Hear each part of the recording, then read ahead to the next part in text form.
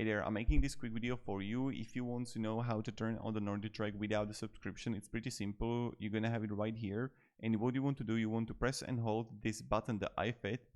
Primarily, it's gonna even look like this for like 10 seconds. You can have the iFit button on NordicTrack. Press and hold it for 10 seconds. When you're gonna press and hold it, and hold until this screen is going to change to this screen.